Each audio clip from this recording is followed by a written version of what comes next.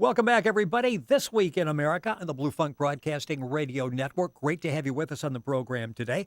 As mentioned, our special guest on the show is DuaneSeaman, author of the new book, Essays in Idleness. As I mentioned in the beginning, a couple of great chapters in there talking about his background with the Apollo Moonshot program.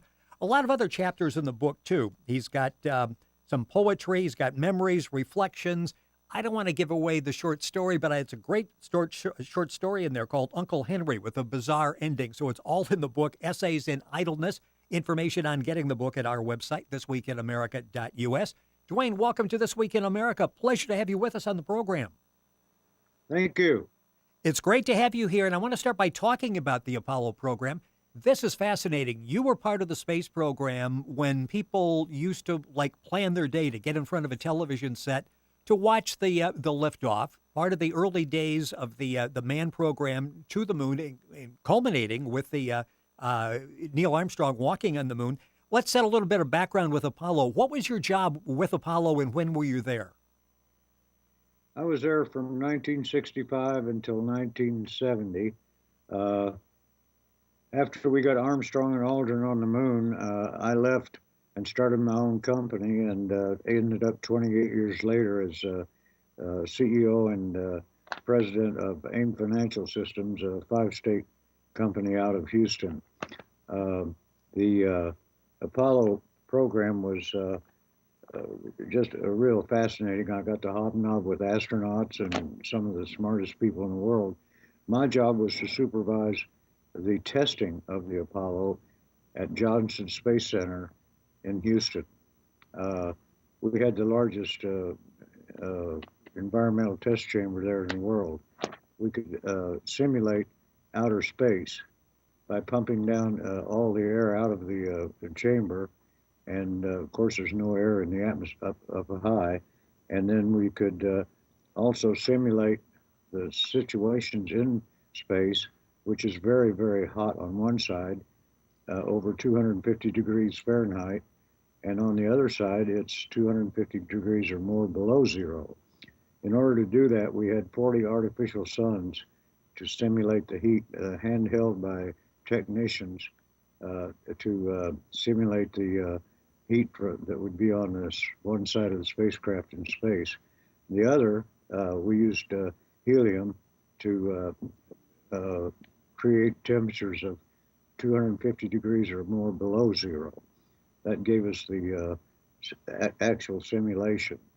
Now, we did several unmanned tests to check the functionality of the spacecraft itself before we ever put any men in there. Then we had some unmanned tests prior to them trying to go to the moon, which simulated a trip to the moon. They were in the chamber for 8 days. Which simulated a trip to the moon under those conditions. And they treated this as an actual moonshot. I know you talk in the book, Essays in Idleness by DuaneSeaman, our guest our guest on This Week in America, that you were the stack supervisor. We sometimes see the people that are standing there as the astronauts are getting in, the last people they see before they're actually strapped in. That was your job at that point, wasn't it? Yes, to put them in there and then close the hatch, and then get out of the chamber myself so that we could evacuate all the air and simulate this outer space. So I was the last one to see them when we put them in there. That test, that simulation was so important because there was a tragedy with Apollo before that where we lost some astronauts in a tragic fire. So there was a lot riding on this test, was there not, this 8-day simulation, because this was actually a moonshot simulated, but was going to tell whether or not we could actually, next time out, actually put it on the moon. Absolutely. We had proven with unmanned tests the reliability of the spacecraft itself. These tests with the men were to make sure that they could survive an 8-day ordeal to the moon and back before we actually tried to send them there.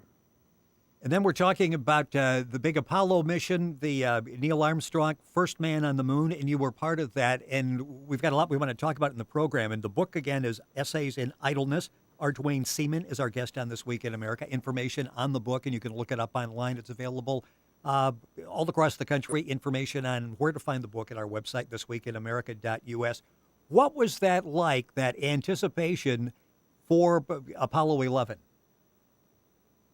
Oh, well, it was my dream to be a part. Once I heard President Kennedy announce our space program, uh, and through happenstance and good luck and what have you, I was able, because of my prior experience as project supervisor with other companies in the aerospace industry, to land that job. I was one of four uh, project supervisors, and my background is management, not technical, but I was in charge of engineers and technicians.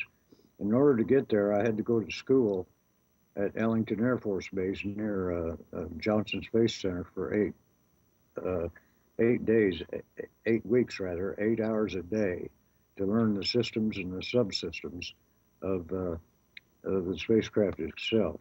I did not become an expert in any of those, but it was North American's policy. North American was a prime contractor to not let engineers or technicians know management. So I had to study all those systems, and I did not become an expert, but I did become at least familiar with what they were supposed to do. That's interesting. I never heard that description before. So it was your job to sort of sift out everything and make sure that the people who were making final decisions were getting accurate information.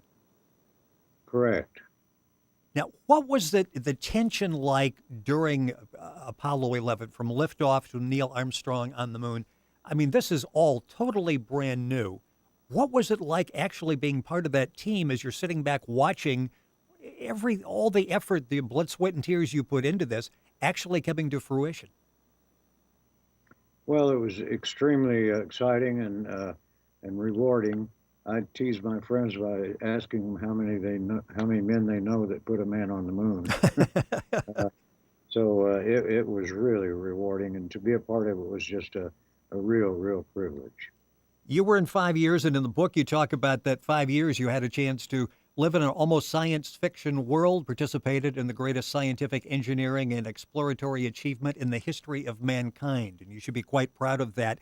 Duane talks about that in his book, Essays in Idleness. Another chapter in the book that's fascinating is the Columbia space disaster, which we all can vividly remember back in February 2003.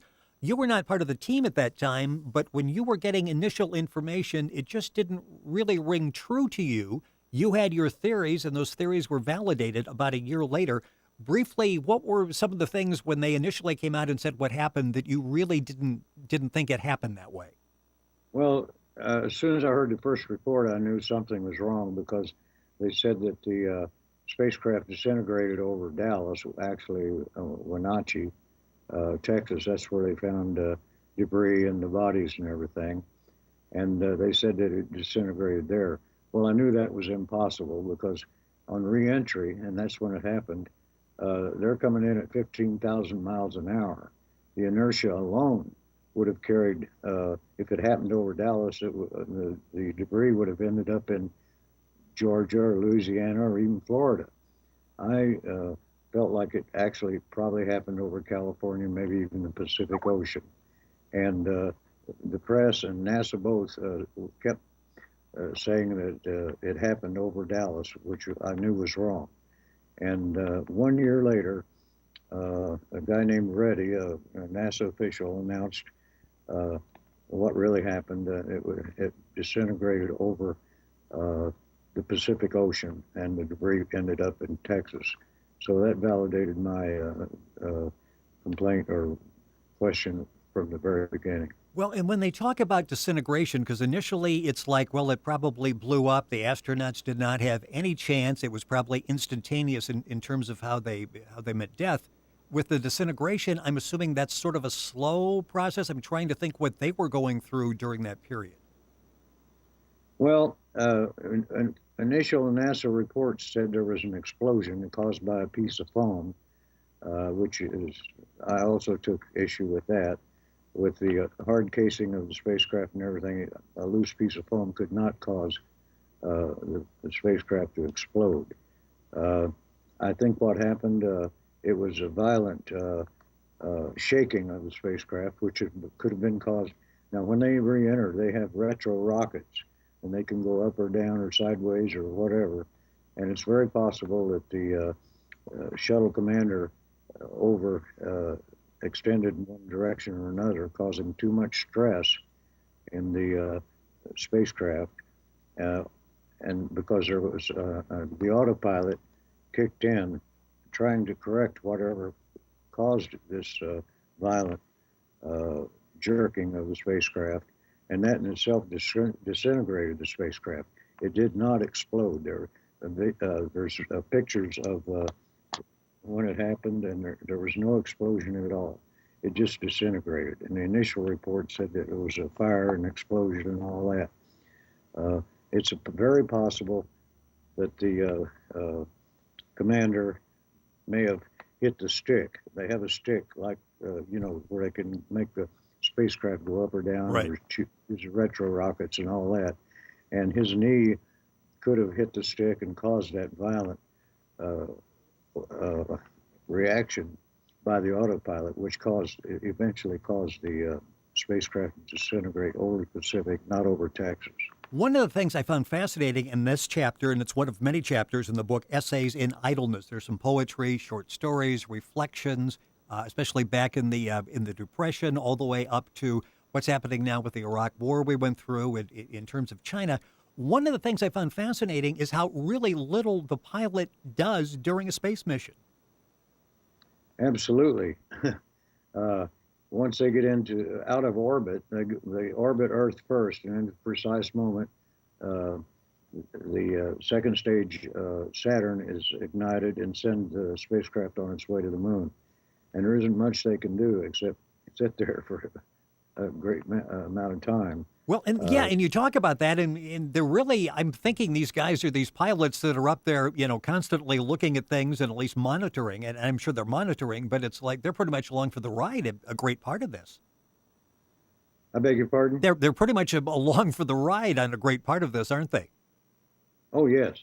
Well, the spacecraft, the Apollo spacecraft, the command module, has a dining area and a sleeping area, and it's quite, even though it's small, about the size of a Volkswagen, they're not just sitting there all the time. They have other things they need to do, monitor systems and all that, and they can sleep. And of course, they have, a system for relieving themselves. So it's pretty much like being at home and doing things, watching TV or something. Well, the several chapters in here in dealing with the space program are fascinating. The book is called Essays in Idleness. DuaneSeaman is our guest on This Week in America. You can go to our website, thisweekinamerica.us, and get information on the book, Essays in Idleness. You can also order that online as well.